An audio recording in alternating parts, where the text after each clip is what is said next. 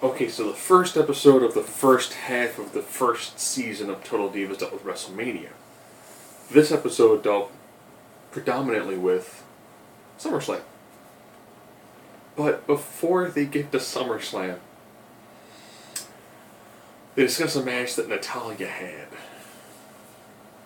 where she kind of took a hit to the bladder area, which made her tinkle herself. So the first 10 minutes is pretty much discussing Natalya and her tinkle match. She still won. I mean, she went all the way to the pay window on the mothership. So a lot of it dealt with that, which of course is the run up to SummerSlam, where she of course had her match against Brie Bella. So Nikki is still injured at this time, but now she's actually able to go on the road with them. A lot of time was spent with Eva Marie, her discussing her Maxim photo shoot again, her doing the signings for it. And then, she walked him down to the ring as well. Initially, they were trying to do like a tag match with the Bellas. However, Nikki still wasn't cleared.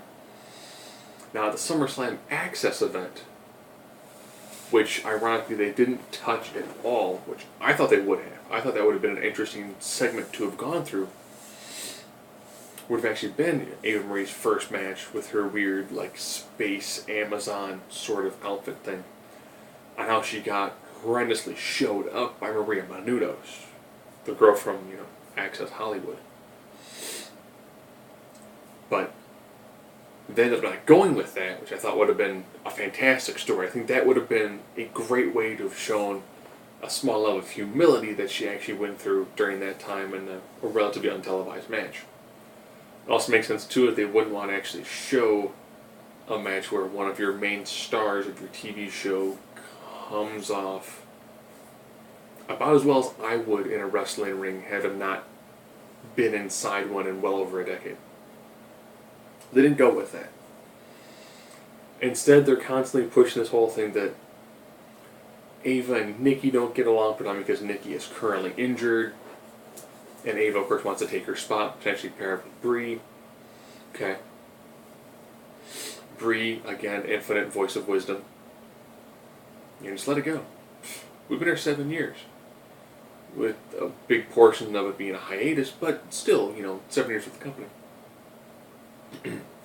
Ariana still has her massive anger management issue.